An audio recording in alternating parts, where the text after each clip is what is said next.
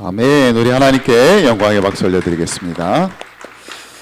계속해서 광야의 삶에 대해서 여러분에게 말씀을 드리려고 합니다. 출애굽한 이스라엘 백성들이 광야를 지나갈 때 그들이 그 광야를 거뜬하게 지나갈 만큼 그렇게 충분히 강하지가 않았다라는 것입니다. 광야라는 환경도 쉽지 않았고 이스라엘 백성들 자신들도 오랜 세월 애굽에서 노예로 살아왔기 때문에 정말 볼품없는 존재였기 때문에 그들의 힘으로 광야를 지나간다는 것은 사실 불가능한 일이었다고 볼 수가 있습니다. 이스라엘 백성들이 광야를 거뜬하게 통과할 수 있었다면 그것은 이스라엘 백성들이 그만큼 강하기 때문이 아니라 그들을 이끄신 하나님이 강하시기 때문에, 그들의 광야는 그들의 강함에 달려있는 것이 아니라 하나님의 강함에 달려있다라는 것을 우리가 분명히 알고 있어야 합니다. 그건 우리도 마찬가지죠. 광야 같은 인생길을 걸어가는 저와 여러분들이 이 인생길을 거뜬히 살아낼 수 있는 것은 우리가 강하기 때문이 아니다라는 겁니다. 우리는 그럴 정도로 충분히 강한 사람들이 아니라는 것이죠. 우리가 강해서가 아니라 하나님이 강하시기 때문에 우리가 아무리 우리 인생이 광야 같아도 거뜬히 건너갈 수 있다라는 것입니다. 그러하다 할지라도, 그런 강하신 하나님이 우리로 하여금 이 광야를 건너가게 하신다 할지라도 우리에게도 강해져야 하는 부분들이 있다라는 겁니다. 그것은 하나님이 강하시기 때문에 우리도 강해져야 되는 부분입니다.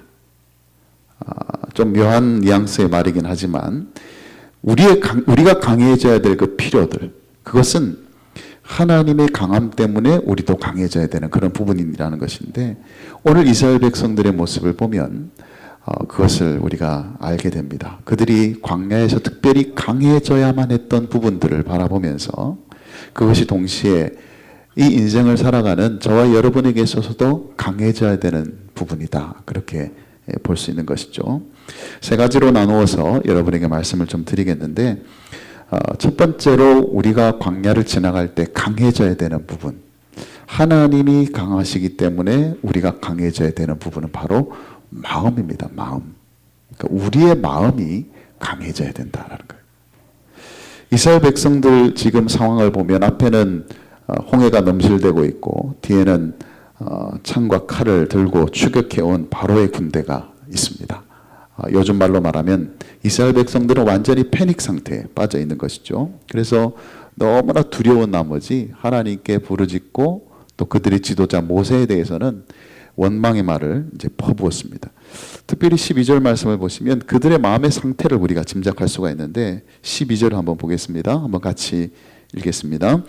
우리가 애굽에서 당신에게 이른 말이 이것이 아니냐, 이르기를 우리를 내버려 두라, 우리가 애굽 사람을 섬길 것이라 하지 아니하더냐, 애굽 사람을 섬기는 것이 광야에서 죽는 것보다 낫겠노라. 이 말씀을 이 말을 여러분이 들어보면 한마디로 말하면 참 불신앙적인 말이다, 그렇게 판단할 수 있지만 그 이전에 우리가 그들의 마음의 상태가 어떤 것인지를 우리가 충분히 짐작할 수 있다는 거죠. 그 마음이 완전히 두려움에 사로잡혀 있다. 누군들 안 그러겠습니까? 저나 여러분이 이런 상황이라도 충분히 그럴 만하지 않겠습니까?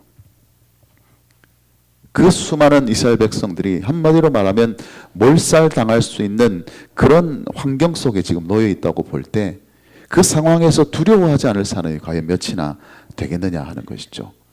그렇게 그들이 두려움에 빠져 있을 때에 모세가 이스라엘 백성들에게 해준 말이 13절에 나오는데 그 첫 마디가 이렇습니다. 13절 앞부분에 보시면 이렇게 기록되어 있죠. 모세가 백성에게 이르되 너희는 두려워하지 말고, 그렇게 말합니다. 모세가 이스라엘 백성들에게 제일 먼저 한 일은 뭐냐면 그들의 마음을 안심시키는 것이고 그들의 마음을 강하게 하는 것이었다라는 거예요. 그래서 제일 먼저 한 말이 마음을 붙잡아 준 것이죠. 두려워하지 마라. 두려워하는 마음을 가지지 마라, 그렇게 말합니다. 여러분, 광야에서는 이 마음의 강도가 굉장히 중요합니다. 우리의 마음이 얼마나 강한가, 강하지 않는가가 굉장히 중요해요. 우리가 하나님처럼 강해질 필요는 없습니다. 우리가 하나님처럼 강해질 필요가 없어요. 그러나 우리가 강해져야 될 부분이 뭐냐면 우리의 마음은 강해져 있어야 됩니다. 갑자기 없던 능력이 생기고 갑자기 없던 그런 힘이 생기라는 것이 아니라 우리는 여전히 약하고 우리는 여전히 부족하지만 우리의 마음이 강해져야 된다는 거예요. 왜냐하면 강하신 하나님이 우리와 함께 계시기 때문에. 그래서 하나님이 강하시다는 말의 의미가 우리의 삶에 어떤 강함을 요구하느냐, 그렇기 때문에 너희들은 마음을 강하게 해야 된다는 거예요. 여러분, 두려워한다는 건요, 마음의 강도가 가장 약해져 있다는 뜻입니다. 우리의 마음이 가장 약해져 있을 때가 바로 두려워할 때예요. 여러분, 두려워하면요 아무것도 못합니다. 꼼짝도 못해요. 여러분, 그 호랑이를 만난 토끼를 한번 생각해 보십시오. 여러분, 토끼가 호랑이를 만나서 도망갈 수 있는 충분한 거리가 있지만 꼼짝도 못합니다. 도망가면 살 수 있을 가능성이 제법 높은데도 이 토끼가 꼼짝하지 못하고, 왜? 두려움에 사로잡혀 있으니까. 이 호랑이란 존재 때문에 꼼짝 못하는 거예요. 그러니까 토끼가 그 상황에서 잡혀 먹히는 것은 단순히 약해서만이 아니에요. 호랑이는 강하고 토끼는 약하기 때문에 당연히 잡혀 먹지가 아니라 그 상황 속에서 토끼가 두려움에 사로잡혀 있기 때문에, 그래서 이미 잡힌 것이나 다음이 없는 그런 결과가 나타나는 것이죠. 그래서 여러분, 광야를 지나갈 때 가장 큰 적이 뭐냐면 두려움이라는 거예요. 두려움. 광야는 아무것도 없는 곳이 아니라 광야는 두려움을 주는 요소들로 가득한 곳이 광야입니다.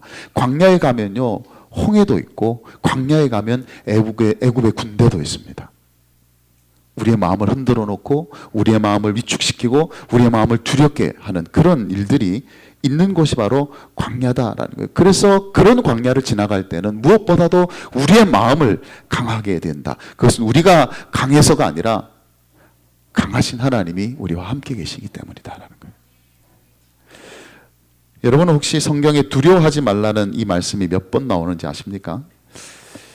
리차드 범브란트 목사님이라는 분이 1948년부터 14년 동안 루마니아의 공산 정권 치하에 있다가 14년 동안 감옥 생활을 하게 되었습니다. 그 14년 중에 3년 동안은 햇빛도 거의 들지 않는 독방에서 그렇게 지내야 됐습니다. 그러나 이 범브란트 목사님이 끝까지 자기의 신앙을 굴복하지 않고 그렇게 잘 견뎌냈는데, 결국 그 정권에 의해서 사형을 언도받게 됩니다. 이제 사형당하게 되는 거예요. 이제 사형 언도를 받고 나서 좀 지나고 나서 이제 보고 싶은 아내 얼굴이 떠오르고 아이들 얼굴도 떠오르고 사랑하는 교회 성도들 모습을 이제 더 이상 볼 수 없다는 생각이 들어오니까 갑자기 마음의 불안감과 두려움이 탁 자기를 사로잡더래요. 그렇게 사형 집행일이 다가오던 어느 날 깊은 밤 엎드려져서 기도하고 있는데 하나님의 음성이 마음속에 들려왔습니다. 사랑하는 종아, 너는 성경에 두려워하지 마라, 걱정하지 마라, 염려하지 말라는 말이 몇 번 쓰여졌는지 아느냐, 그렇게 물어보시더래요. 그래서 이 목사님이 일어나서 이제 성경을 그때부터 읽기 시작한 겁니다. 그래서 읽은 이유는 뭐냐면 하나님이 말씀하신 것처럼 도대체 두려워하라는 말씀이 몇 번 기록되어 있는지 그거 이제 세기 위해서 쭉 읽어본 겁니다. 세 보니까 두려워하라는 말씀이 366번, 366번이 이렇게 기록되어 있다는 것을 알게 되었죠. 그때 하나님이 또 말씀하시더래요. 성경에 두려워하지 말라, 걱정하지 말라는 말을 366번이라 기록해 놓은 뜻을 알겠느냐, 그렇게 하시면서 이렇게 말씀하시라는 겁니다. 1년 365일 하루도 걱정하지 말고 두려워하지 말라고, 그래서 내가 기록해 놓았느니라, 그렇게 말씀하시는 거예요. 그래서 목사님이 이렇게 얘기했답니다. 하나님, 1년은 365일인데 왜 366번 기록하셨습니까? 그렇게 물어보니까 하나님이 또 이렇게 대답하시더랍니다. 너는 4년마다 한 번씩 윤년이 돌아오는 것을 알지 못하느냐. 그때는 2월이 29일이기 때문에 366일이 되지 않느냐, 그렇게 말씀하시더랍니다. 물론 이것이 정확한 의미라고 볼 수는 없겠습니다만은, 어쨌든 이것은 목사님의 개인적인 어떤 영적 체험이니까 그런 관점에서 이해를 한다면, 이때 이 목사님이 이 사형이라는 그 두려움으로부터 자기가 벗어났다는 거예요. 하나님이 두려워하지 말라고 하는 이유가 있구나. 하나님께서 이 모든 상황 가운데 함께 하시는구나. 그래서 그것을 이겨내고 결국은 기적적인 은혜로 석방이 되는 일이 일어났다. 그렇게 고백을 했습니다.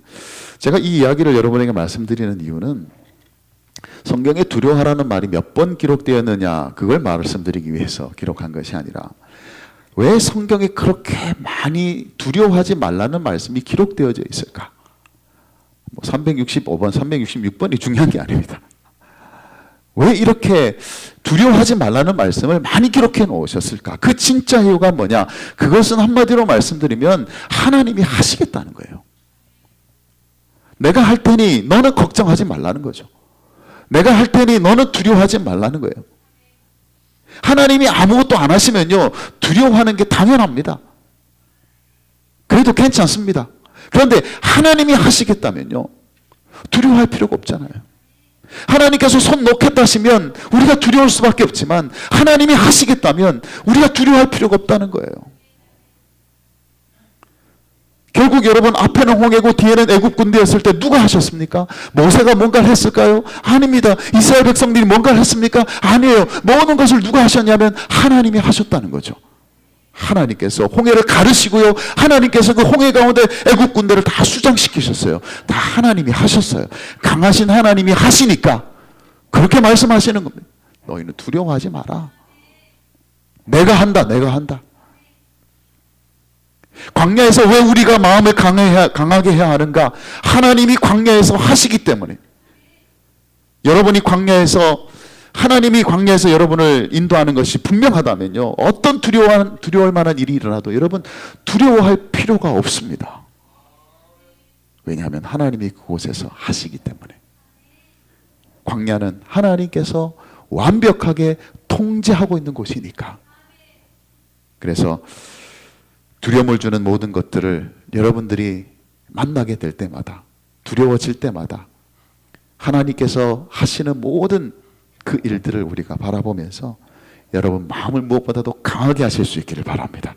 이번 한 해는 그런 광야를 지나갈 수 있도록, 그런 마음의 강도를 가지고 주님 앞에 두려움 없이 강하고 담대한 마음으로 그렇게 한 해를 살아가는 저와 여러분 되시기를 바랍니다. 두 번째로 우리가 강해져야 되는 부분이 뭐냐? 바로 믿음이다라는 거예요. 믿음. 여러분, 지금 이스라엘 백성들의 현실은 뭐냐면 홍해에 빠져 죽든지 아니면 애굽 군대에 의해서 몰살을 당하든 둘 중에 하나예요. 다른 어떤 길이 없습니다. 지금. 그렇다고 볼 때 지금 이스라엘 백성들의 입장에서 보면 뭔가를 해야 되잖아요. 뭐 대책이 있어야 될 거 아닙니까? 아무리 진퇴양난이라도 할 수 있는 건 해야 되지 않겠어요? 무엇이든지 해야 된다는 거예요. 그래서 이스라엘 백성들이 모세에게 닥달하지 않습니까? 물론 원망의 말이긴 하지만 다시 들여다보면 뭐 어떻게라 좀 해봐라는 얘기예요. 그럴 때 모세가 백성들에게 이렇게 말을 하죠. 13절 말씀 다시 한번 보겠습니다. 한번 같이 13절 읽어보겠습니다. 모세가 백성에게 이르되 너희는 두려워하지 말고 가만히 서서 여호와께서 오늘 너희를 위하여 행하시는 구원을 보라. 너희가 오늘 본 애굽 사람을 영원히 다시 보지 아니하리라. 아멘. 여러분, 대책을 요구하는 이스라엘 백성들에게 모세가 뭐라고 얘기하니까 가만히 서 있으라.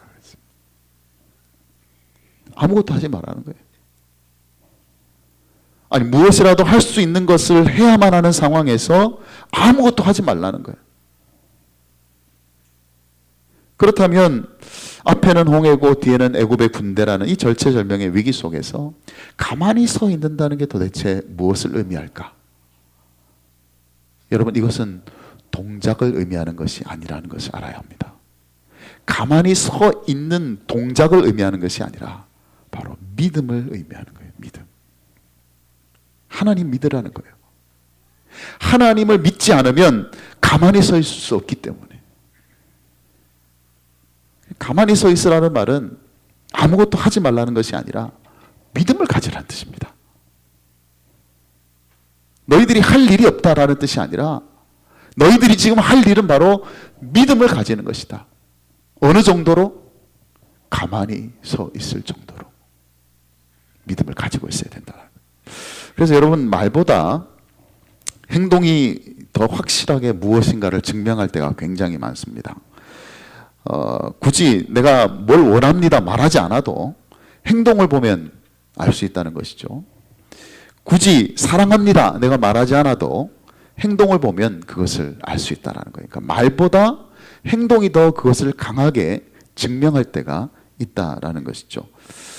정말 그럴 때가 많습니다. 언젠가 금요 성령 집회 때 한번 말씀드린 적이 있습니다만은 제가 정말 좋아하는 샌드위치가 하나 있는데 뭐 이름을 밝히지 않겠습니다. 그때 샌드위치 이름을 말씀드렸다가 저를 사랑하는 분이 그 다음날 진짜 그 샌드위치를 한턱 쏘시더라고요. 그래서 저를 얼마나 사랑하는지 말하지 않아도 알 만큼 그렇게 하셔서 이름은 말씀드리지 않겠지만 어쨌든 제가 그 점심을 그 샌드위치로 교육자들과 함께 해결할 때가 종종 있습니다. 그럴 때마다 저는 항상 2개를 주문하죠. 2개를. 하나 먹어도 되는데 2개를 주문을 합니다. 그래서 이제 하나는 먹고 하나는 이제 남겨두죠. 왜 그럴까요? 성령 집회 때 오신 분들은 다 아실 겁니다만은 나중에 제가 집에 가서 제 아내 주려고 하나를 남깁니다. 아내도 그 샌드위치 참 좋아하거든요. 제가 굳이 아내를 사랑한다라고 말하지 않아도 알 수 있는 방법이 이런 것입니다. 왜냐하면 이 샌드위치를 제가 남겨둔다는 것은요 있을 수가 없는 이야기거든요. 이걸 그냥 남겨두고 있다는 건 있을 수가 없는 얘기예요. 그런데 제가 그거를 딱 참고 딱 갖고 있다가 집에 가서 딱 아내한테 전달을 합니다. 굳이 사랑한다 말하지 않아도 먹는 거 하나라도 얼마든지 그것을 보여줄 수 있습니다. 여러분 마찬가지죠. 우리가 믿습니다. 그렇게 말하지 않아도 행동을 보면 저 사람 뭐 어디 믿는 데가 있는가 보다. 그것을 알 수 있다는 거예요. 실제로 여러분 우리가 하나님을 믿는다 얘기할 때 우리가 주님을 믿는다고 얘기할 때 말로 보여줄 수 있는 것이 아니라 오히려 행동으로 보여줘야 할 때가 더 많다라는 겁니다. 우리가 아무리 믿습니다 그렇게 말해봐야 소용없다는 것이죠. 하나님은 그런 말을 듣고 그래 네가 정말 나를 믿는구나 그렇게 생각하시는 게 아니라는 거예요. 우리가 어떻게 행동하고 있는가를 보면 하나님께서 그래 네가 정말 나를 믿고 있구나 그렇게 하신다는 거예요. 말은 누가 못하겠습니까? 나 하나님 믿습니다 말은 누가 못하겠어요. 그러나 행동이 여러분이 하나님을 믿고 있지 않다는 것을 증명할 때가 더 많잖아요. 그래서 여러분 광야에서는 그 믿음의 강도가 중요합니다. 얼마나 믿음이 강한지 얼마나 강한 믿음을 요구하시느냐 하면 오늘 이 상황에서 본다면 하나님을 믿고 신뢰하기 때문에 아무것도 하지 않고 가만히 서 있을 만큼 우리에게 믿음이 있느냐라는 거예요. 여러분 무엇인지 하게 되는 믿음보다 더 강한 믿음은요 아무것도 하지 않을 수 있는 믿음이 더 강한 겁니다. 내가 하나님을 믿기 때문에 내가 이것도 할 수 있습니다. 내가 저것도 할 수 있습니다. 라고 말할 수도 있겠지만 그보다 더 큰 믿음이 있다면요. 내가 하나님을 믿기 때문에 저 아무것도 하지 않을 수도 있습니다. 가만히 서 있을 수 있습니다. 라고 이야기할 수 있는 믿음. 왜냐하면 광야에서는 하나님이 하시기 때문에 하나님이 하시기 때문에 우리는 가만히 서 있을 수 있을 만큼 강한 믿음이 우리에게 필요하다라는 거예요. 저는 지금 여러분에게 하나님이 다 하실 거니까 여러분 아무것도 하지 말라 그런 의미로 말씀드린 게 아닙니다. 여기서 말하는 가만히 서 있으라는 말은 그런 의미가 아니에요. 하나님이 하시니까 너희들은 아무것도 할 필요가 없다는 것이 아니라 하나님이 다 하시니까 너희들은 그저 믿기만 하라는 거예요. 가만히 서 있을 수 있는 믿음을 가지고 있으라는 거예요. 믿음을 이야기하는 거예요. 믿음의 강도를 말하는 것이죠. 그래서 여러분 예를 들면 이런 겁니다. 여러분 기도를요 이원론으로 여러분 바라보시면 안 됩니다. 무슨 말이냐면 어떤 사람은 그렇게 말합니다. 기도만 하면 되나? 뭐라도 해야지 그렇게 얘기하죠. 그 반대에 있는 사람은 뭐라고 얘기하냐면 아무리 애쓴다고 되나? 기도를 해야지 그래요. 그러니까 기도를 하든지 행동을 하든지 둘 중에 하나를 선택해야 되는 것처럼 이야기를 하게 됩니다. 기도의 이원론이라고 볼 수 있죠. 이것은 기도를 무엇인가를 하지 않는 행동으로 보기 때문에 이런 생각을 하게 됩니다. 그러나 기도는 뭐냐? 기도는 주님을 믿고 신뢰하기 때문에 가만히 서 있을 수 있는 믿음의 강도를 보여주는 행동이다라는 거예요. 아무것도 하지 않는 행동이 아니라 기도는 하나님을 그만큼 신뢰하기 때문에 오늘 이 모세가 이야기하고 있는 것처럼 가만히 서 있을 수 있는 그 믿음을 표현하는 것이 바로 기도라는 거예요. 그래서 여러분, 주님은요, 우리의 믿음에 관심이 아주 많으세요. 우리가 얼마나 많은 것을 가지고 있느냐 관심 별로 없습니다. 여러분이 얼마나 많은 능력을 가지고 있느냐 별로 관심 없으세요. 여러분이 세상에서 어느 정도 위치에 가 있느냐 별로 관심이 없습니다. 여러분의 능력, 여러분의 지위, 여러분의 지혜, 여러분의 그 모든 것 관심이 없어. 왜냐하면 주님 다 가지고 있는 거잖아요. 여러분 가지고 있는 것 중에 주님을 능가할 수 있는 것이 있습니까? 여러분이 가지고 있는 그 강함 중에 주님의 강함을 넘어설 수 있는 게 있습니까? 없습니다. 주님은 이미 다 가지고 계세요. 그러면 주님이 우리에게 뭘 보시기를 원하시냐? 어디에 관심을 두시느냐? 그게 바로 믿음이라는 거예요. 그래서 예수님께서 이 땅에 오실 때에도 사람들을 만나실 때마다 가장 사람들 속에서 들여다보신 게 뭐냐면 얼마나 믿음이 있는지 그것을 보셨다는 거죠. 믿음이 있는지 없는지, 믿음이 적은지 많은지 그것에 관심을 두고 계셨다는 거죠. 주님은 항상 그것에 관심을 두고 계십니다. 왜냐하면 주님께서 하시니까요. 광야에서는 하나님이 하시는 거예요. 그래서 오늘 저와 여러분의 믿음은 얼마나 강한가?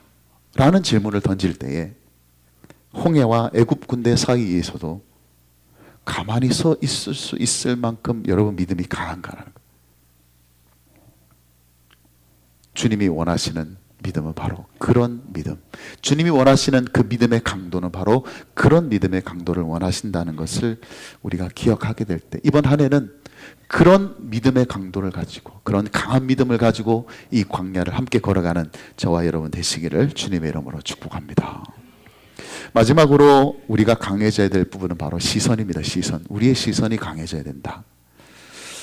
이스라엘 백성들이 홍해와 바로의 군대 앞에서 두려워하지 말고 가만히 서 있어야 했던 가장 중요한 이유가 있습니다. 그건 뭐냐면 바로 거기서 뭔가를 봐야 했기 때문에 두려워하지 말고 가만히 서서 무엇인가를 봐야 했습니다. 그게 뭐냐? 13절 14절을 한번 보겠습니다.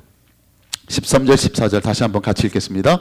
모세가 백성에게 이르되 너희는 두려워하지 말고 가만히 서서 여호와께서 오늘 너희에게 위하여 행하시는 구원을 보라. 너희가 오늘 본 애굽 사람을 영원히 다시 보지 아니하리라. 여호와께서 너희를 위하여 싸우시리니 너희는 가만히 있을지니라. 아멘. 여러분, 이스라엘 백성들이 그 급박한 상황 속에서 무엇을 보아야 했습니까? 바로 하나님이 행하시는 구원을 보아야 했다라는 것이죠. 다시 말해서 하나님이 이스라엘 백성, 애굽 군대와 싸우심으로 바로에게 완전히 승리를 거두시는 것을 보아야 했다. 400년 동안 군림하고 다스렸던 그 바로와 애굽 군대가 수장되는 것을 보아야 했다. 누구의 손에 의해서? 하나님의 손에 의해서 그렇게 되는 것을 그들이 보아야 했다는 거예요. 보아야 했다는 거예요. 왜냐하면 이스라엘 백성들이 앞으로 이제 광야를 지나가면서 무엇을 보아야 하는지를 이 장면에서 그들이 배워야 했기 때문에요.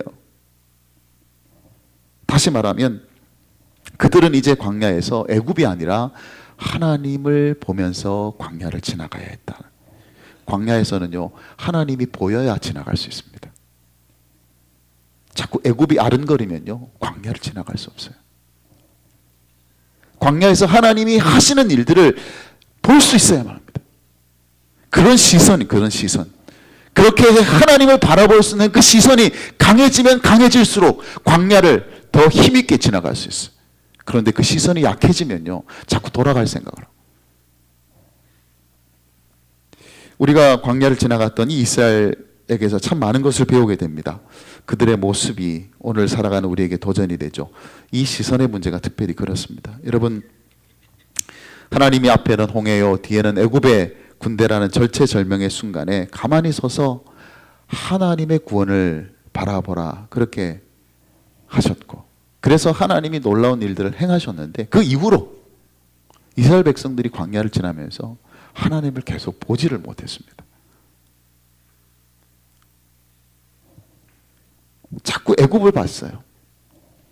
물이 없으면 물이 없어서 애굽을 봤습니다. 애굽처럼 물이 많은 곳이 어디 있겠습니까? 그죠? 근데 자꾸 애굽이 보이는 거예요. 하나님이 안 보이고 자꾸 애굽이 보이는 거예요. 하나님이 그들을 위해서 행하신 것을 보라. 그래서 홍해에서 그 놀라운 일을 일으키셨는데 물이 없다고. 물 많은 애굽을 본 거예요. 하나님을 보지 못하고. 먹을 것이 부족하면요, 먹을 것이 부족해서 애굽을 또 보게 됩니다. 고기 맛을 보지 못하면, 고기 맛을 보지 못해서 또 어디를 바라보냐? 애굽을 보는 거예요. 거기서는 고기도 먹고 부추도 먹고 먹을 거 다 먹었다는 거예요. 거인들이요, 용사들인 아낙 자손이 사는 곳에 도착했을 때에는요, 얼마나 겁이 났으면 애굽으로 돌아갈 계획까지 세웠습니다. 여러분, 이것이 광야에서 이스라엘 백성들이 제대로 통과하지 못하고 40년 동안 방황했던 이유가 바로 여기에 있습니다. 하나님이 이 광야를 들어가시면서 제일 먼저 보여주신 그 기적을, 그 홍해가 갈라지는 그 기적, 그리고 그 홍해에 애굽의 군대가 수장되는 그 기적을 보여주시면서 하나님이 오늘날 너희에게 행하시는 구원을 보라, 그렇게 말씀하셨던 이유는 뭐냐면 그냥 기적을 감상하라는 게 아니에요. 내가 너희들 위해서 모든 것을 하겠다, 내가 하겠다, 그거 보여주시기 위한 것이 아니라 앞으로 너희들이 광야를 지나가게 되면 이런 상황을 또 만나게 될 텐데, 그럴 때마다 이 애굽의 군대 보지 말고 홍해를 보지 말고 이 모든 상황 속에서 내가 행하는 그 구원을 보라. 나를 보라는 거예요. 나를 보라는 거예요. 그 시선의 강도를 지금 말씀하시는 거예요. 그렇게 강하게 나를 바라보면 이 광야는 지나갈 수 있을 것이다. 그런데 이스라엘 백성들이 그러지 못했다는 거죠. 여러분, 우리가 광야 같은 인생길을 걸어가고 있다면 우리에게 가장 중요한 것은 바로 이 시선이 강해져야 됩니다. 하나님을 바라보는 시선, 하나님이 행하신 일들을 볼 수 있을 정도로 그렇게 강렬하게 하나님을 바라볼 수가 있어야 됩니다. 하나님이 행하신 일들, 하나님의 은혜의 흔적들을 볼 수 있도록. 이렇게 될 때 우리는 광야에서 더 큰 은혜를 누리게 됩니다. 광야를 지나가지 않았으면 경험하지 못했을 은혜를 여기서 경험할, 가나안 땅으로 직행했으면 도무지 보지 못했을 하나님의 그 놀라운 일들, 놀라운 은혜들을 우리가 보게 된다라는 거예요. 그래서 여러분, 어떤 목사님이 그 세계적인 관광지 있던 마추픽추라는 관광지를 여행한 경험을 이제 적어놓은 글을 제가 본 적이 있는데, 자기 인생에서 가장 힘들었던 여행 중에 하나였다고 그렇게 얘기를 했습니다. 마추픽추로 가는 길이 굉장히 이제 먼데 정말 숨이 막힐 정도로 아름다운 곳이지만 동시에 숨이 막힐 정도로 높은 곳에 있다는 거예요. 산길을 걸은 지 4일 만에 그 마추픽추 정상에 도착을 해서 아름다운 일출도 보고 또 1시간 더 올라가서 이제 정상에 도착을 했다는 거예요. 근데 이 목사님이 이제 그렇게 4일 동안 그냥 거지같이 해가지고 깨재재하게 해가지고 도착해 보니까요, 그 꼭대기에 버스 타고 올라온 사람들이 우르르대거든요. 거기 보면 딱 표가 난대요. 깨끗하게 있는 사람들, 다 못 타고 온 사람들, 버스 타고 거기까지 온 사람들. 그 중에서 몇몇 사람들은 그냥 꾀개째, 아니 무슨 노숙자처럼 그렇게 올라온 사람들, 어떤 사람들 걸어서 온 사람들. 딱 표가 나더래요. 그래서 처음에는 그 광경을 보고는 4일 동안 그렇게 고생하면서 올라왔던 자신이 불쌍하게 여겨지더라는 거예요. 그 생고생하면서 여기까지 왔는데 저렇게 편하게 버스 타면 바로 올 수 있는 길을. 그런데 좀 지나니까요, 그 관광객이 더 불쌍해 보이더라는 겁니다. 왜냐하면 그들은 자기가 옛날 인카인이 걸어갔던 그 길들을 걸으면서 경험했던 그 길을 보지 못했다는 거예요. 그 길을 걸으면서 보았던 그 아름다운 모습들을 그들은 보지 못했다는 거죠. 그래서 이 목사님이 이 여행에서 깨달은 것을 이렇게 요약을 했습니다. 고대 유적지에 쉽게 도달하는 것은 재미없는 일이다. 목적지에 이르는 것도 중요하지만 그곳에 이르는 과정은 더 중요하다. 그렇게 얘기했습니다. 여러분, 이 목사님의 이야기가 이 광야를 지나가는 우리들의 삶을 빗대서 생각해 본다면, 우리가 살아가고 있는 순간순간이 만약 광야 같다면요, 오히려 그 속에서 행하시는 하나님의 놀라운 구원의 흔적들을 더 바라볼 수 있는 기회가 많다는 뜻입니다. 왜냐하면 그곳에서는 하나님이 하시는 일들이 더 뚜렷하게 드러나는 곳이니까. 저는 우리 동일교회가 새로 교회를 건축해서 들어가게 되면 하나님께서 주신 꿈들을 이루어가는 그런 아름다운 일들이 일어나리라 기대하고 있습니다. 여러분도 그런 기대가 있지 않습니까? 그러나 저는 지금 이곳에서 우리가 지내는 이 순간을 더 주목하고 싶습니다. 우리가 건축된 예배당에 들어가서 하나님이 행하실 일들도 보겠지만은, 여러분, 이곳에서 마치 광야처럼 변변한 시설도 환경도 없는 이곳에서 우리가 함께 신앙생활하면서 하나님께서 그 꿈을 향해서 우리를 이끌어 가시는 그 놀라운 일들이 일어나는 것을 여기서도 보고 싶어요. 저는 더 하나님께서 이곳을 통해서 행하실 일들이 더 많다고 저는 생각을 합니다. 그렇게 되기 위해서는 우리의 시선이 강해져야 됩니다. 오히려 이곳에서 하나님을 더 분명하게 볼 수 있어야 돼요. 하나님을 더욱더 바라볼 수 있어야 돼요. 하나님이 우리를 위해서 행하시는 놀라운 일들, 그 구원을 바로 이 광야 같은 곳에서 우리가 함께 경험하면서 이번 한 해도 그런 눈길로 함께 이 길을 걸어갈 수 있는 저와 여러분이 될 수 있기를 바랍니다. 결론을 맺으면 이런 것입니다. 광야는요, 하나님이 하세요. 하나님이 하십니다.